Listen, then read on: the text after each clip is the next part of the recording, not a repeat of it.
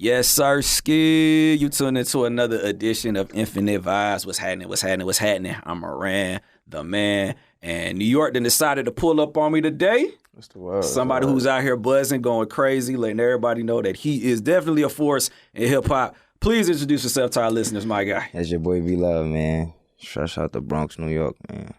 Absolutely. And for what I could tell, he's acting like he just came straight out of Cali because he got some good gas, everybody. Smells very expensive. Yeah, for sure. It's top notch right here. I could tell. How you feeling, B-Love? How you feeling? I'm feeling good. I'm chilling. That's good. How the city of Atlanta treating you, bro? Oh, yes, it's good. Second day here. I got here yesterday, so I didn't really get to do much, but it's cool. Mm-hmm. Dope, man, dope. So, let's just really, just dive into you and what you got going on because you are an artist that, from the outside looking in, people may think things just happen out of nowhere for you, but clearly you've been grinding for a minute. So, where is your origin of hip hop? Like, how did you really get started? I just like music a lot. I like music a lot, and for me, I just listen to music all day. So that's how I started. Then I made my own music. Like 2015, I made like 3 songs. And then I stopped rapping, and then I started again like in 2020. Started rapping again during the pandemic. What made you stop? It just wasn't me. For me, like, we was young. We not thinking, like, if I keep rapping, I'm going to be famous. Just make the song. Like, we just went there and made the song. And we just had the songs. It was just that. Like, I ain't really try to be a full-blown rapper until, like, people was, like, really starting to, for me. Yeah. Until our music was starting to really affect what was going on. Well, y'all was really starting to, like, really make that shift. Yeah, facts. Absolutely. Because I can honestly say, like, even with New York as a whole, with the new wave of y'all coming up, y'all are definitely, like, changing the way that, people perceive New York when it comes to hip-hop. Y'all started out with the boom, bap, and drill, and it pretty much became what it became. It got to make you feel good to know that you're a part of this new wave, though. Nah, that's a fact for sure. Okay, cool. So, talk to us about, life in the Bronx. Because, hip-hop started in the Bronx. Yeah, it did. Now we got this new drill wave hitting the Bronx. So talk to us about life in the Bronx, bro. It's just like everywhere else, like it's just different though. Like cause they say laws is different. Like for me, it's come down to like stuff like that. For me, especially it's like it's not it's just like if you've never been in the Bronx, there's no land and like it's not like that. It's not like straight that. Buildings and blocks like. Yeah. For me. Because they say, like, they always say some of the craziest people in the world come from the Bronx. Oh, yeah. You ride the train, you go to certain avenues, you're going to see, like, it's crazy. You probably see all over the internet. Everything is wild in New York. Yeah. Wow. Was it wild for you, though? Like, did you have a wild childhood? Yeah. Because I always used to be outside. Boy, you smoking good, bro. Damn. Like, I could tell you very comfortable. I'd just be outside. Like, I was outside a lot, especially when I was young. Like, so I'd see, man, I'd be around. I'd see wild, crazy stuff happen, especially in like 2010 and around there. Like, that's when wild stuff, super crazy stuff used to happen. For me, they got better on like cameras and stuff like that. But back then, it wasn't so much of that. So all that, and then grew up in the hood and all that, so it was really crazy. It was crazy. It was crazier than it was now. Damn, shit, I can only imagine. Now, one key thing about this music thing, relationships is key. So, like, talk to us about some of your relationships within hip-hop, opposed to, how it was when you was in the street. Like, what's it like for you transitioning from life in the Bronx to a rapper? What's that like? It's a whole new life. I used to just be in the Bronx and be all day. I'd just be on my block all day. I ain't really trying to go nowhere. I ain't really trying to, for me. We're going to have the parties on our block. We from the projects. We got all the females. We got females that live here. So I got everything on that one block. Yeah, so like, it wasn't really. But now for me, going around, you got to change how you act. Yeah. All that. So it's literally a new life, literally. Yeah. It's a new life. How does your family take to your success? Like, how does your family look at you?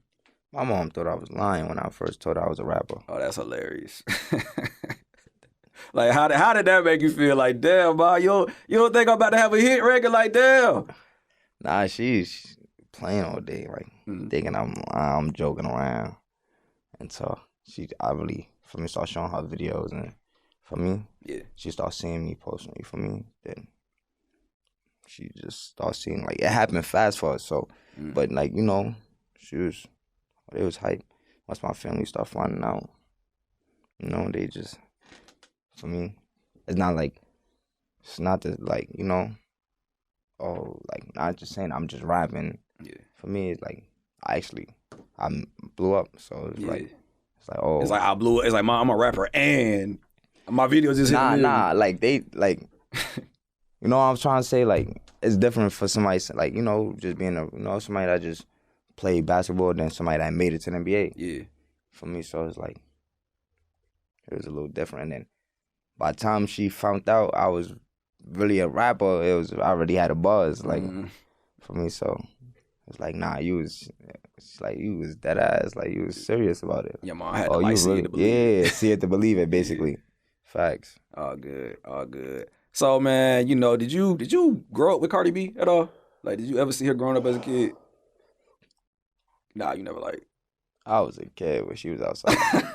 Like, I wasn't outside like that. Like, Yeah, nah, cause I mean it's just really good, like I said earlier, seeing how hip hop started in the Bronx, and we got this new wave of artists coming out the city, yourself, and prayers up for Kayflock. We know what he's got going on, so we don't got to speak on that. We ain't about to talk on nobody. We ain't about to talk about nobody cases, but talk to us about your relationship with Kayflock. Like, how did y'all meet? Did y'all grow up together? Like, talk about that relationship.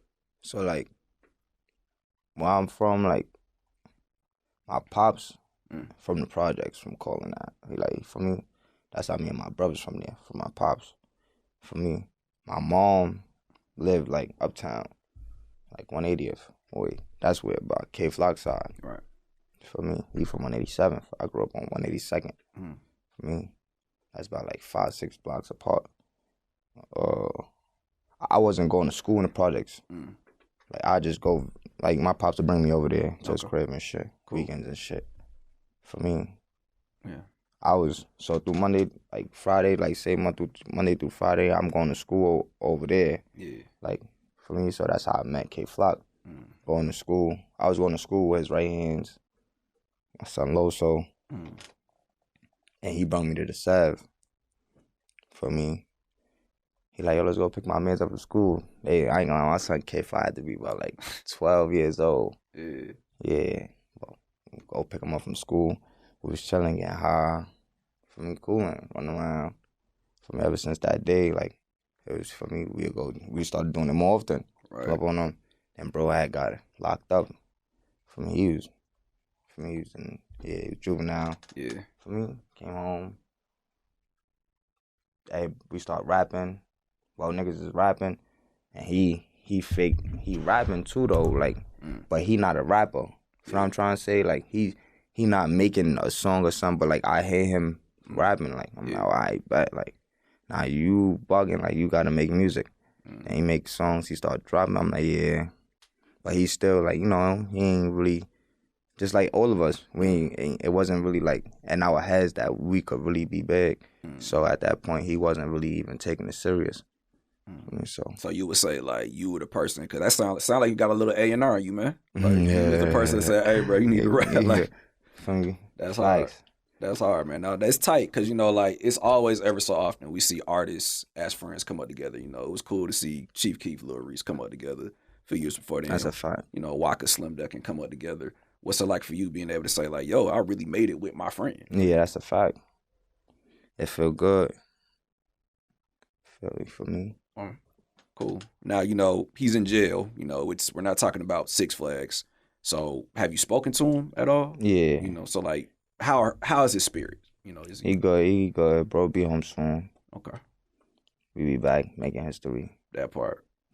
Yeah, speak that life. Prayers of the Kayflock. Hey, man, you got a lot to come from. You got a lot to look forward to. You come home, man. Yeah, so facts. You are also going on tour with Coi Leray. Yeah. Have you ever, like, been on tour before? Like a full? Nah. Oh yes. Nah. It is a lighter. I ain't never been on tour. You never been on tour? Okay. So, like, for anybody that's never seen B-Love perform, what can they expect to see you? I mean, what can they expect to see from you as you perform, bro? As you light the fire. We're gonna be there, man. They gonna see, bro. We're gonna be turning up, man. We give energy and we pop out sturdy. You know that. Okay. Dope, man. Dope. So, what are some of your goals within this music thing? Like, what are some things that you just want to accomplish before it's all said and done, my guy? For me, taking it serious, put my all into this. For me, for me, be big, like, you know. Or like, I need Grammys, or like, you know, multi-platinum records, I need a diamond record. I'm trying to be up there. Yeah, man. It's definitely possible for you. It's definitely possible.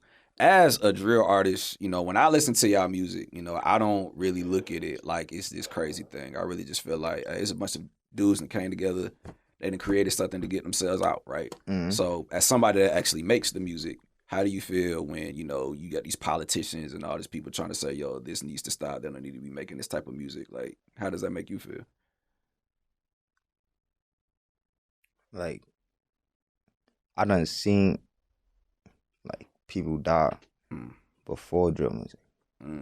But I'm trying to say, so it's like, it's not new what's going on.